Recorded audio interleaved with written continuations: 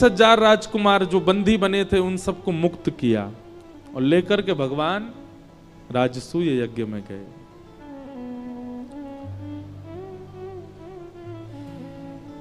राजसूय यज्ञ में जाकर के 20,000 राजकुमारों को प्रस्तुत किया, सबको अलग अलग सेवा प्रदान की गई।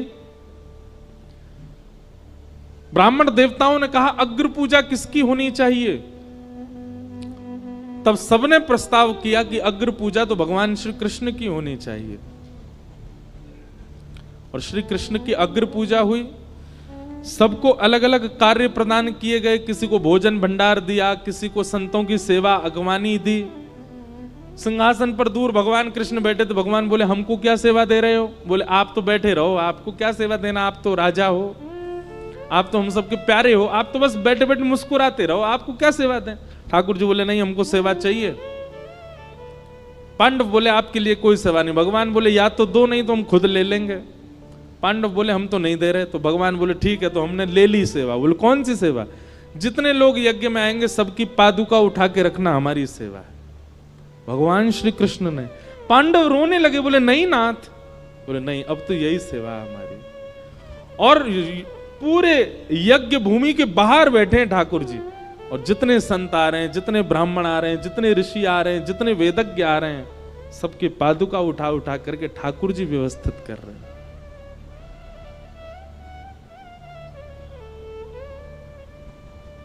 बंधुओं, भगवान श्री कृष्ण के आप भक्त हो तो कुछ कुछ लक्षण ठाकुर जी जैसे भीतर आने चाहिए। और ठाकुर जी का कोई लक्षण आए चाहे ना आवे, एक लक्षण तो आना चाहिए। क्या? दीनता। ठाकुर जी बहुत दीन है। नीचे बैठने में, झुकने में, दीन बनने में ठाकुर जी को बिल्कुल संकोच नहीं होता, नेक में ही हो जाते हैं। आज का व्यक्ति दीन होना भूल गया है, वो दीन नहीं बन पाता। उसको पद प्रतिष्ठा और पदवी की इतनी ज्यादा इच्छा होती है कि वो उससे परे जा ही नहीं सकता।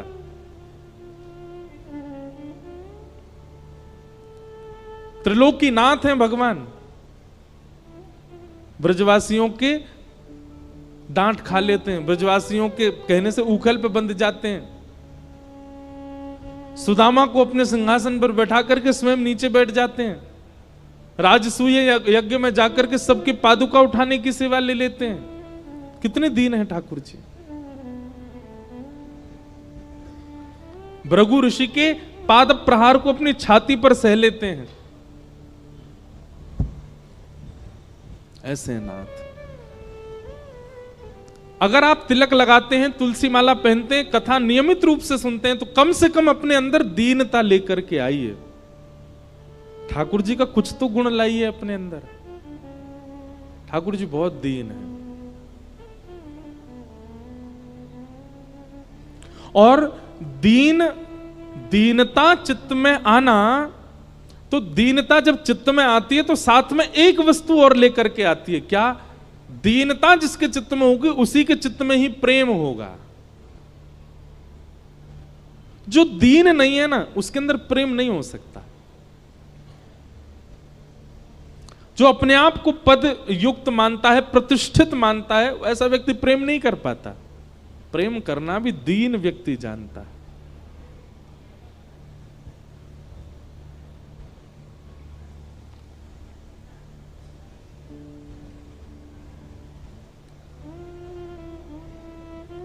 भगवान पादुका उठा रहे हैं और पांडवों का राजसूय यज्ञ पूर्ण हुआ। इसी यज्ञ के प्रारंभ में भगवान ने शिशुपाल का वध भी किया। क्यों? शिशुपाल ने 100 से अधिक गालियां भगवान को दी। किसी ने मुझसे प्रश्न किया, बोल महाराज जी आप कहते हो सहनशील बनो, भगवान स्वयं नहीं सहन कर पाए। 101 गाली शिशुपाल ने दे दी तो भगवान ने सुदर्शन चक्र चला दिया। एक बात हमेशा याद रखना, ठाकुर जी को क्रोध नहीं आता, महादेव को क्रोध नहीं आता, हनुमान जी को क्रोध नहीं आता, देवी को क्रोध नहीं आता, पर इन सबके जो गण हैं ना, जो संग रहते हैं, वो कोपित होते हैं।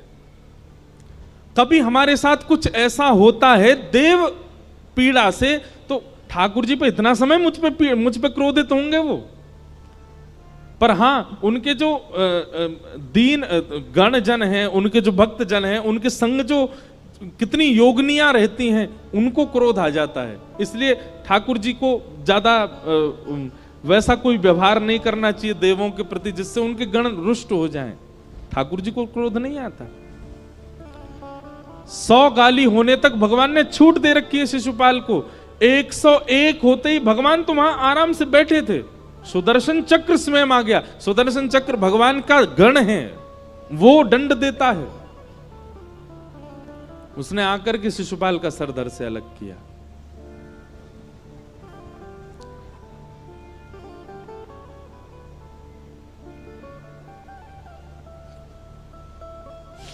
इस प्रकार राजसूय यज्ञ हुआ। तत्पश्चात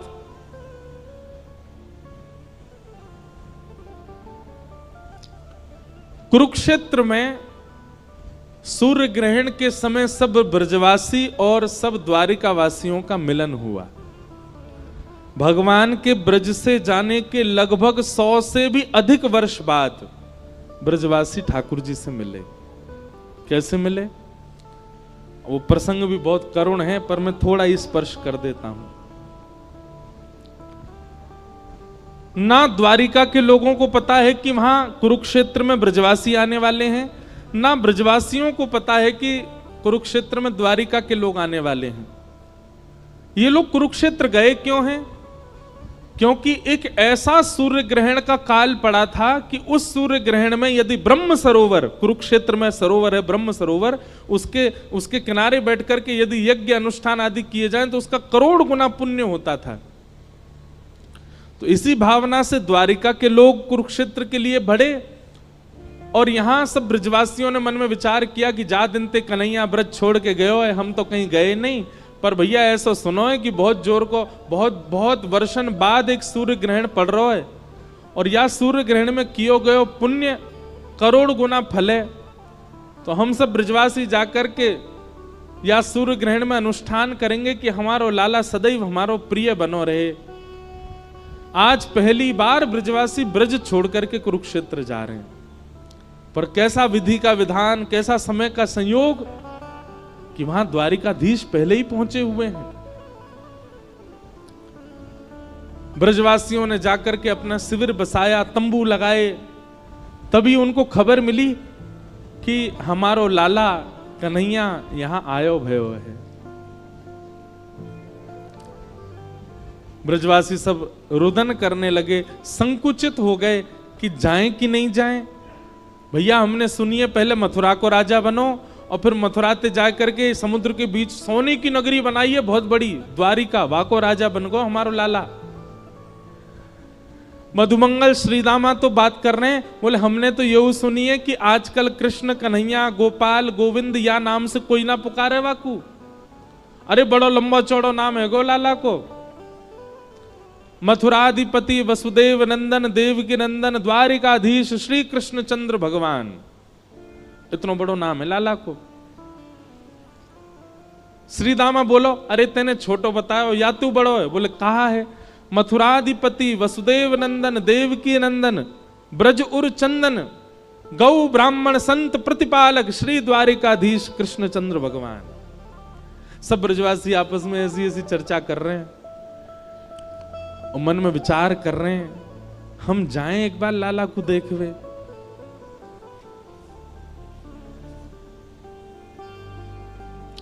और सब ब्रजवासी नंद बाबा के पास गए, बोले बाबा लाला आयो भयो है कुरुक्षेत्र में, हमारी तो हिम्मत ना है रही वाकू देखवे की, मन तो बहुत है रो बाबा प्राण निकरवे से है रहे, लेकिन आप यदि हमारे संग चल दोगे तो नेक बल मिल जाएगो। लाला अब तो बहुत बड़ो राजा बन गो है, पासते तो मिलेगो नहीं, लेकिन बाबा आपकी कृपा से कोई खिड़की ते हमको दिख जाएगो, वाकू देख तो लेंगे इतने वर्ष बाद कैसो दिखे कैसो है गयो। अब नंद बाबा बोले ना भैया मन तो मेरो भी है, चलो सब लोग चलें जाके लाला को दर्शन करके आमे। यशोदा मैया नंद बाबा सब गोपियां ब्रजवासी सब गए। यहां द्वारिका के शिविर में क्या हो रहा था? रत्न सिंहासन पर भगवान विराज रहे हैं और भारतवर्ष के समस्त वेदज्ञ, समस्त ऋषि, समस्त महान मुनि सब सामने बैठे हैं। कोई त्रिपुंडधारी, कोई ऊर्ध्वपुंडधारी, सब लोग अपने हाथ में दूर्वा लिए, कुशा लिए, बिल्वपत्र लिए, तुलसी दल लिए, सब ठाकुर जी की आराधना कर रहे हैं। सूर्य ग्रहण चल रहा है, भगवान योग निद्रा में बैठे हैं और बड़े बड़े वेदज्ञ, साक्षात वेद खड़े होकर के मंत्रों का उच्चारण कर रहे हैं। हजारों की तादाद में लोग द्वारिकाधीश का दर्शन कर रहे हैं और ठाकुर जी की एक अद्भुत अर्चना चल रही है वहां पर। तभी उन हजारों की भीड़ में सबसे पीछे नंद बाबा, यशोदा मैया, श्री दामा, तन सुखा, मन सुखा, धन सुखा, मधुमंगल सब पहुंच गए। और जैसे ही दूर से जाकर के ठाकुर जी को देखा, नेत्रों से अश्रुपात होने लगे। बोले बाबा, लाला हमारो राजा बन गए, देखियो कितने बड़े सिंहासन पर बैठो है। लेकिन बाबा इतने बरस बाद आ जाओ लाला, देखो वैसो ही लगे नेक 100 वर्ष से अधिक को है गए लाला, लेकिन आज भी ऐसा लग रहा हो 16 वर्ष को ये का। और ये बात सत्य है, ठाकुर जी 16 वर्षीय ही रहते हैं। इसके बाद ठाकुर जी पर काल चक्र का क्रम नहीं होता। 16 वर्ष के बालक की भांति ठाकुर जी की आयु रहती है।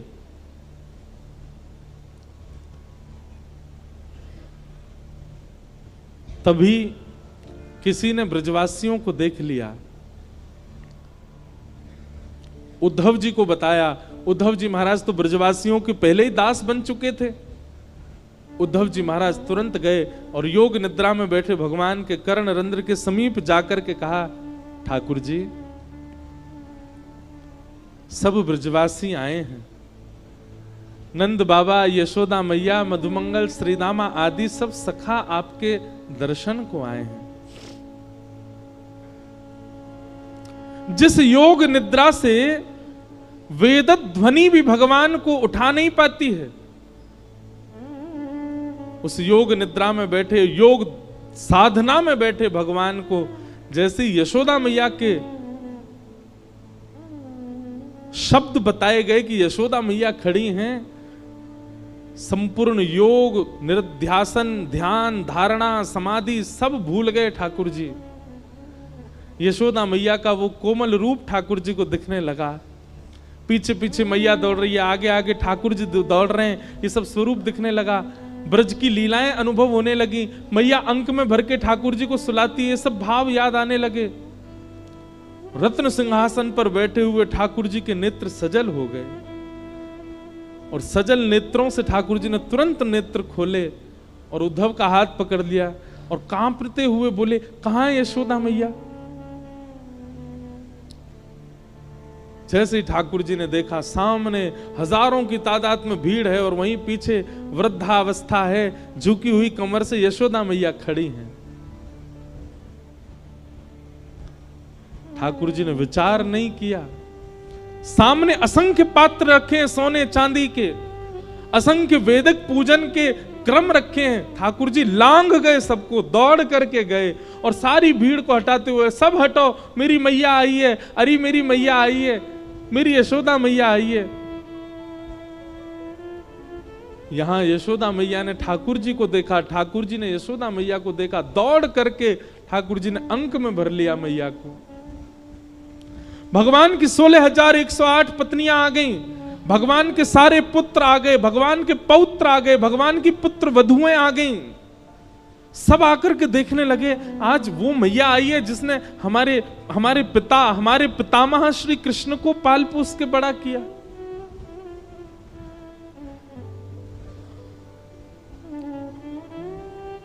मैया के एक एक अंग को ठाकुर जी छू छू करके अपने हृदय से लगा रहे हैं और बार बार रुदन करते करते मैया को अंक में भर लेते हैं।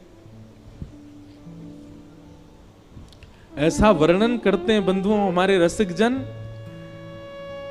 कि ठाकुर जी भूल गए कि मैं द्वारिकाधीश हूं, ठाकुर जी भूल गए मैं 16,000 पत्नियों का पति हूं, ठाकुर जी भूल गए मैं 16,000 बालकों का पिता हूं, ठाकुर जी भूल गए कि मेरे नाती भी हैं, मेरी पुत्र वधुएं भी हैं, मेरे पौत्रों के भी ब्याह हो चुके हैं।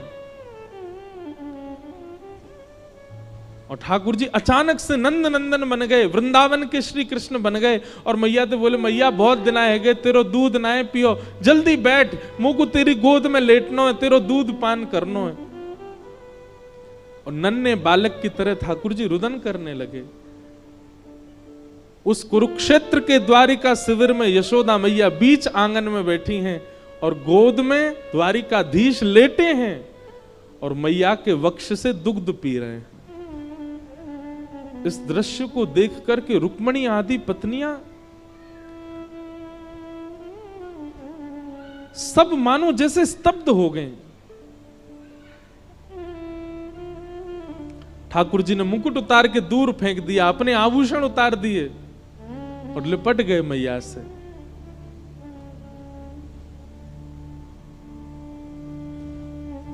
जैसे तैसे भगवान थोड़े संभले, मैया की गोद में ही बैठे हैं और मैया से कह रहे हैं, मैया एक बात पूछूं? हाँ लाला बोल। मैया मैं गैया चरावे जायो करतो और जब लौट के आतो आवे में यदि नेको विलंब है जातो तो मेरी मैया व्याकुल है कि पूरे गोकुल को अधर कर देती। मैया मुझको बोलनी नहीं चाहिए पर मैं तो उसको एक बात कह रहा हूं, जादना में ब्रज छोड़ के गयो, मोकू सबन की ना पतो पर मोकू एक बात पतो कि यशोदा मेरे वियोग में जीवित नहीं रह पाएगी। मोकू पतो ना रोज यूं लगो करती कि मेरी मैया यशोदा तो अपने प्राण त्याग देगी। अरे जो मैं गैया चरा के नेक विलंब से आ तो इतनी व्याकुल है जाती, मैं दिखूंगा नहीं तो अपने स्वयं जीवित कैसे रहेगी मैया। पर आज तो को देख कर के मुझको बहुत सुख मिलो, लेकिन कहीं एक प्रश्न भी मन में उठो कि मैया मेरे वियोग में तू जीवित कैसे है? कहीं तेने दूसरा लाला तो ना बना लियो कोई? मैया वृंदावन में कोई दूसरा लाला तो ना आ गयो जाए तेने मेरे हक को प्रेम दे दियो? सब गलती मेरी, मैं ब्रज छोड़ के गयो, सब बातन को मैं स्वीकार करूं मैया, पर या को उत्तर मुंह को देनो पड़ेगा तो है कि मेरे वियोग में यशोदा जी कैसे रही है?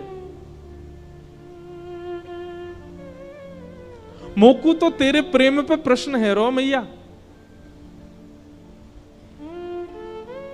यशोदा मैया ठाकुर जी को कह रही है, लाला तू भी बहुत चतुर है, पहले तो प्रेम कर गए हो और प्रेम करके फिर हमें छोड़ के चलोगे और आज हम जीवित हैं तो यह बात पे प्रश्न उठा रहे हो कि हम जीवित क्यों हैं तेरे वियोग में? वाह लाला। सांची पूछे लाला तो जादना तू गयो वही दिना हमारे प्राण निकरवे वारे, पर तू ऐसी लीला करके वृंदावन में गयो कि वो लीला हमारे चित्त में बैठी है, जा लीला की वजह से हमारे प्राण नहीं निकर पाए। हम जब जब प्राण निकारवे को मन में विचार करते तेरी कोई लीला दिख जाती। तेरो पलना में सोनो, अपने काजल को फैला लेनो, रोज रोज नहाए नहानो और जादना में नहवावे ले जाऊं, रो रो के घर बेहाल कर देनो, गैया चरानो, बंशी बजानो, ये सब लीला हमारे चित्त में निरंतर चलती रहे लाला। और यही निगोरी लीला की वजह से हमारे प्राण ना निकल पाए, क्योंकि चित्त में चल रही लीला से हमको ऐसा अनुभव होवे लाला यहीं बैठो है हमारे पास से, ये अभी दौड़ो दौड़ो आवेगो, माखन रोटी मांगेगो। लाला कैसे करके हमारे हृदय से यार लीला को निकाल दे, देख फिर हम जीवित रह पाए कि नहीं। तू ऐसी लीला करके गए हो वृंदावन में कि वृंदावन में आज भी यशोदा मैया कह रही है, जा मार्ग से तू गैया चरा के आयो करतो लाला, 100 वर्ष है गए वह मार्ग पर कोई गैया चरावे नहीं गए हो। क्यों? सब ब्रजवासी ये विचार करें या मार्ग में कन्हैया के चरण चिन्ह अंकित हैं, हम उनके ऊपर नहीं चलेंगे। जा गिरिराज पे तेने जाके गैया चराई, वह गिरिराज पे कोई जावे ना है, क्यों? यहाँ पे कन्हैया के चरण अंकित हैं। जा वृक्ष पे बैठ के तेने वंशी बजाई, वह वृक्ष के ऊपर कोई चढ़े ना है, क्यों? यहाँ पे हमारो लाला बैठो। वहां जा करके जब तेरी याद आवे, वह मार्ग पर जाकर के वहां की मट्टी को सिर पे लगा लें, वह वृक्ष को जाके हृदय से लगा लें, वह यमुना को जाकर के दर्शन कर लें। हम तो ऐसे जीवित हैं लाला।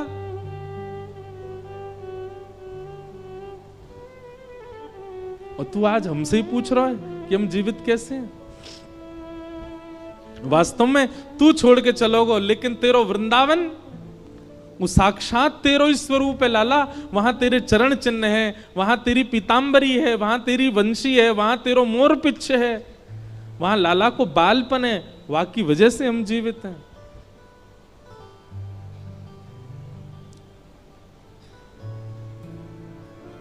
ठाकुर जी ग्रहण में अनुष्ठान कुछ नहीं हुआ। ठाकुर जी यशोदा मैया की गोद में बैठे हैं, मैया को बार बार हृदय से लगा रहे हैं, नंद बाबा को हृदय से लगा रहे हैं, सब ब्रजवासीन को हृदय से लगा रहे हैं।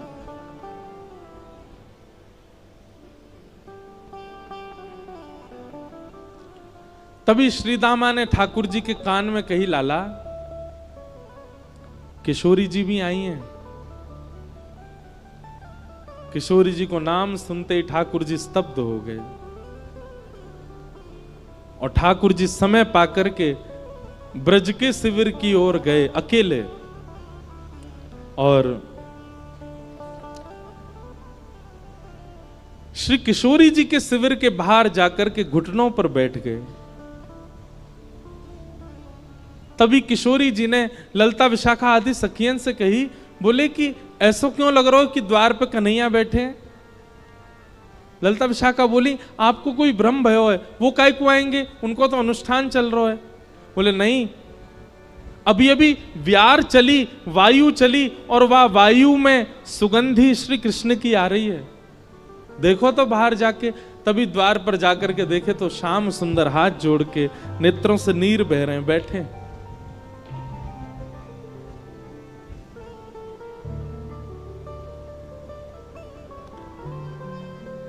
बहुत सुंदर प्रसंग है। किशोरी जी और ठाकुर जी का मिलन हुआ और फिर ठाकुर जी ने वहां रास बिहार किया।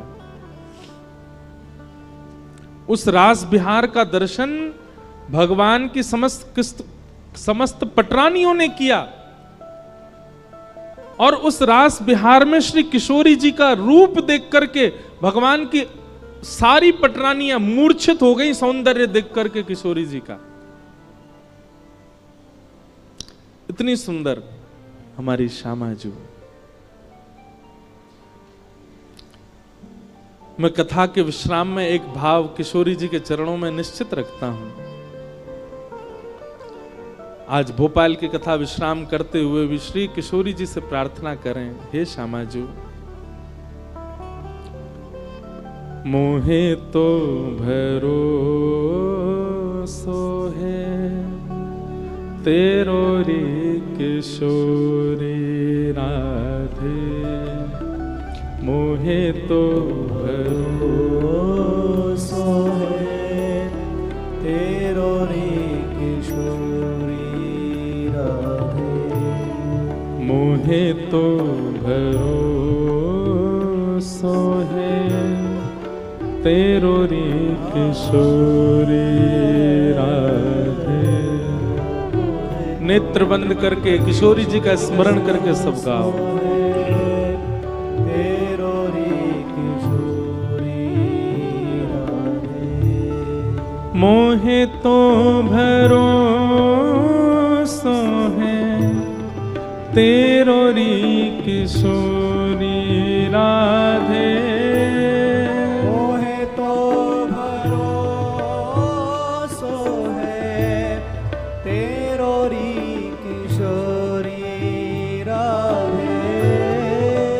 मोहे तो भरोसो है तेरो रे किशोरी राधे, मोहे तो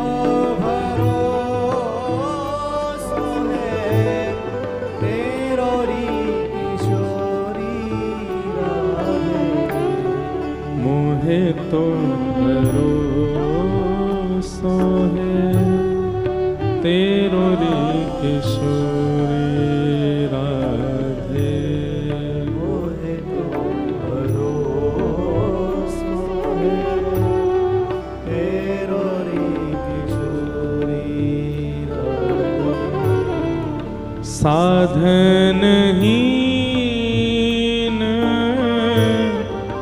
दीन में राधे, साधनहीन दीन में राधे। साधनहीन दीन में राधे, साधनहीन दीन में राधे। तुम करुणामयी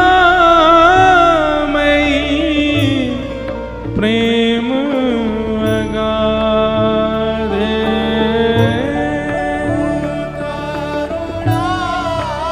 करुणामयी प्रेम अगाधे।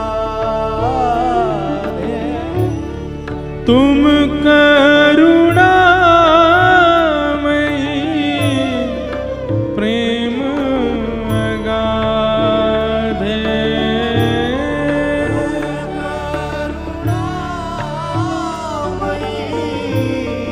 प्रेम अगाधे। मोहे तो भरोसो है तेरो रे मोहे तो भरोसो है तेरो रे किशोरी राधे। हमारे ब्रजवासी कहते हैं किशोरी जी से, मुक्ति भुक्ति ना मांगत केवल, मुक्ति मुक्ति ना मांगत केवल। हमें मुक्ति नहीं चाहिए, भुक्ति नहीं चाहिए, केवल एक बात चाहिए किशोरी जी, मुक्ति भुक्ति ना मांगत केवल, मुक्ति मुक्ति ना मांगत फिर क्या चाहिए? अपनो जान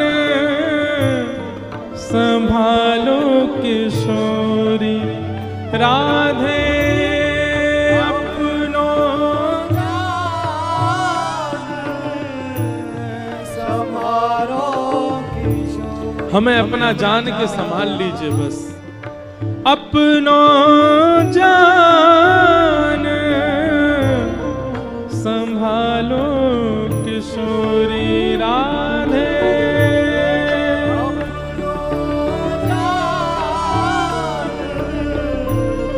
संभालो किशोरी राधे। मोहे तो भरोसो है तेरो रे किशोरी राधे, मोहे तो भरोसो है तेरो रे किशोरी राधे। हाँ तेरो रे किशोरी राधे, तेरो रे किशोरी ओ राधे। तेरो रे किशोरी राधे। तेरो रे किशोरी। रुक्मणी जी की स्थिति ऐसी बताई जाती है कि भगवान श्री कृष्ण से कभी विलग नहीं हो सकती रुक्मणी जी, पर श्री किशोरी जी का दर्शन करके रुक्मणी जी के चित्त में इतना प्रेम आह्लाद प्रकट हो गया कि श्री किशोरी जी के चरणों में प्रणाम करते हुए रुक्मणी जी कहती हैं कि आप हमें अपनी शरण में रख लीजिए और सदा के लिए ब्रज में ले चलिए। हम द्वारिका छोड़ने को तैयार हैं, अपने प्राणेश श्री कृष्ण के बगैर रहने को तैयार हैं, पर आपके बगैर अब नहीं रह पाएंगे। हमारी किशोरी जी सामान्य नहीं है बंधुओं। रुक्मणी जी निवेदन कर रही हैं, भगवान की सब पटरानियां कह रही हैं कि आप सदा के लिए अपने श्री चरणों में हमको वास दे दीजिए। ऐसा रूप है किशोरी जी का, जिनके रूप दर्शन मात्र से सारे संशय विनाश हो जाते हैं। चित्त को एक ठौर मिल जाती है, कोई विकार चित्त में रह नहीं पाता। बस एक ही इच्छा होती है, एक कोने में कहीं बैठ जाएं और केवल इनको निहारते रहें और कुछ ना करें। हरिराम व्यास जी गाते हैं, किशोरी तेरे चरणन की रज पाऊं, बैठी रहूं कुंजन के कोने, श्याम राधिका गाऊं, किशोरी तेरे चरणन की रज पाऊं। जारज को ब्रह्मादिक तरसत, सूरज शीश चढ़ाऊं, व्यास स्वामिनी की छवि निरखूं, विमल विमल यश गाऊं, किशोरी तेरे चरणन की रज पाऊं।